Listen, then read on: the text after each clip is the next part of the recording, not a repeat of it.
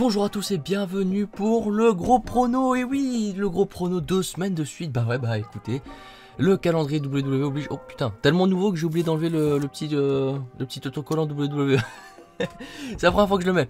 Le petit t-shirt Mac Bossman de WrestleMania. Je l'ai vu, j'ai craqué direct.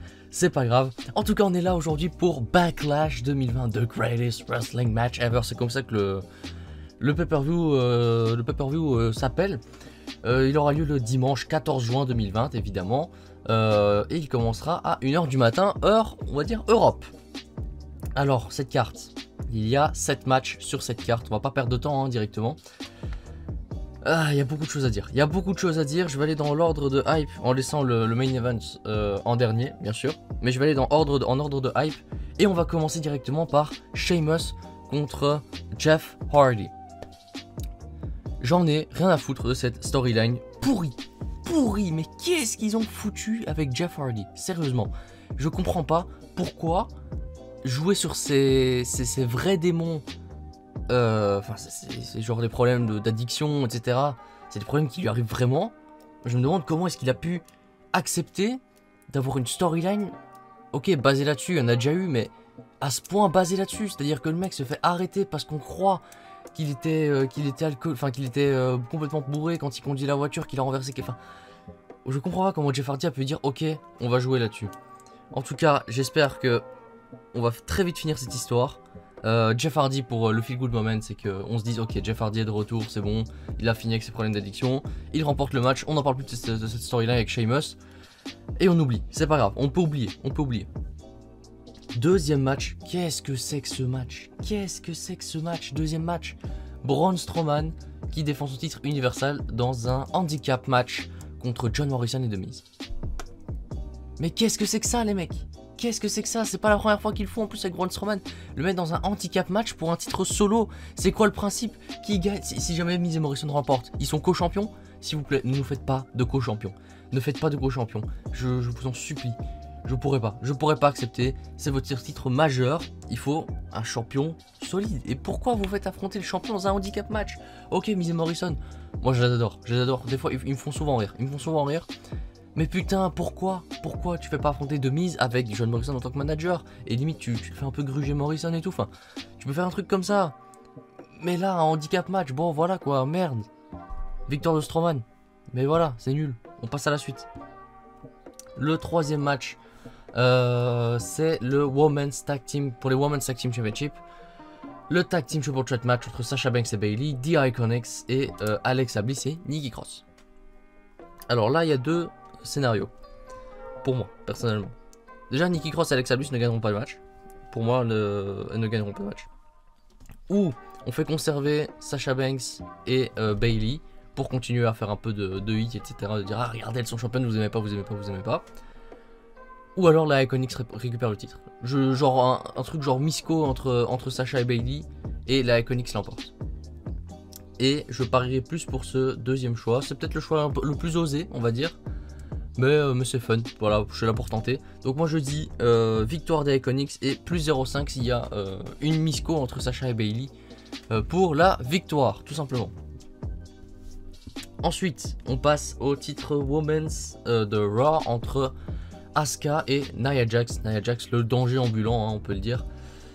Ah, c'est chaud, c'est chaud. Et je pense que ce match-là, il va servir un petit peu de leçon ou de punition pour Nia Jax. Pour moi, Nia Jax va passer vraiment un sale quart d'heure, si même pas un squash.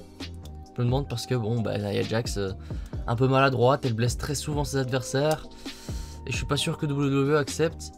Donc je pense que Nia Jax, ça va redescendre. Nia Jax, ça va redescendre. Ouais, ce soir, je vois limite un squash. Vous savez quoi? Victoire de Asuka et plus 0,5 si jamais il y a un squash. Parce que je pense que Nia Jax va tout simplement payer ses erreurs de weekly. Mais bon, on verra bien. Match suivant, on est pour le titre United States entre Apollo Crews et Andrade, accompagné de Zelina Vega. Alors pourquoi j'ai mis ce match aussi haut? Tout simplement parce que on aura du très bon catch. Apollo Crews contre Andrade, ça va voler dans tous les sens, ça va être magnifique, ça va être très bon, je le pense. Après, pour moi, il n'y a pas vraiment de suspense sur la victoire. Simplement, Apollo Crews, ça fait 2 semaines qu'il est champion. Je le vois mal perdre son titre maintenant. Ça ferait un règne vraiment explosé, surtout que c'est son premier règne. Enfin, faudrait un peu le crédibiliser. Après, petite news, on sait que Apollo Crews c'est un protégé de Paul Heyman. Paul Heyman qui n'est plus responsable du booking de Raw. Attention, faut quand même voir ça, faut faire gaffe, mais je pense qu'ils vont pas pisser dessus à ce point à Apollo Crews, j'espère en tout cas, parce que c'est un mec qui mérite vraiment. Donc moi je parierais sur une victoire de Apollo Crews.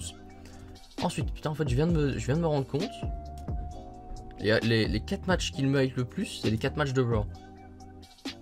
1, 2, 3, ouais. Et les matchs qui méritent le moins, c'est les matchs de SmackDown. Bon, bah écoutez.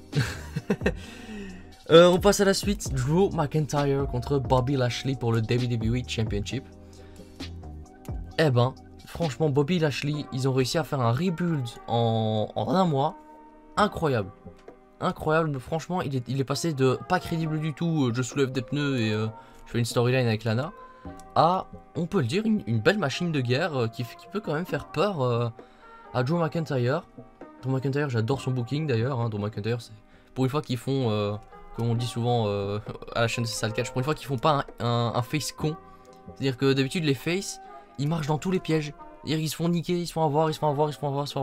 Drew McIntyre, il se fait très rarement avoir, il est intelligent comme il. Et c'est très bien, il faut qu'il fasse plus souvent ça. J'adore le booking de McIntyre. Bobby Lashley, franchement, je commence à vraiment bien aimer. En plus MVP qui le manage, j'aime vraiment bien aussi. Attention à la gruge de Lana. Attention à Lana qui pourrait être impliquée dans ce match. Faire attention à ça. Et bon, il y a des rumeurs comme quoi on pourra avoir un Bobby Lashley contre Brock Lesnar à SummerSlam. Parce que SummerSlam, ça arrive très bientôt. Mais non, moi je pense pas. Je pense que Lana va venir interrompre le match. Donc en tout cas, je parie pour une victoire de Drew McIntyre. Et plus 0,5 points, voilà, encore une fois. Si jamais Lana intervient dans le match. Et on passe au main event. Mesdames et messieurs. The greatest wrestling match ever.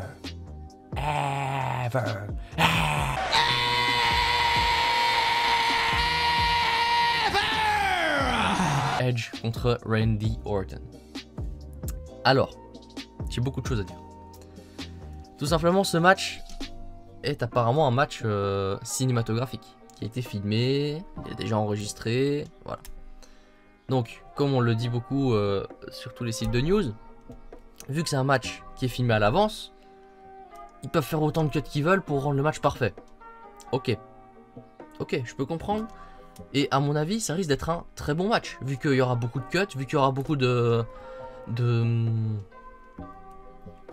montage, etc. Ils vont rendre le match pas parfait, mais ils vont rendre le match excellent. À mon avis, ça va être excellent à regarder.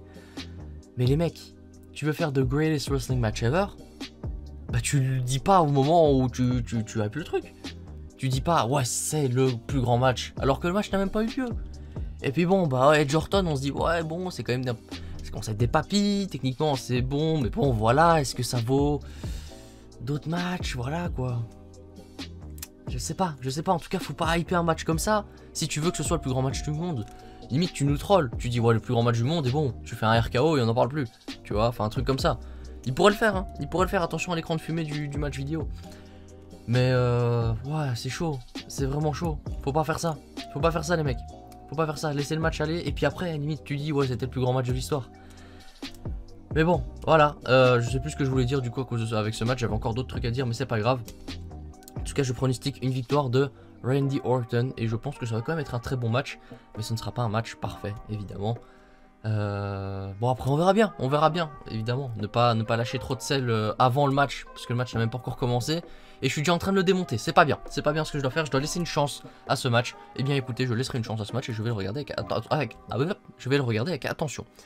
En tout cas victoire de Randy Orton dans ce match. Et ben j'ai bouclé ça en 10 minutes, c'est parfait, magnifique.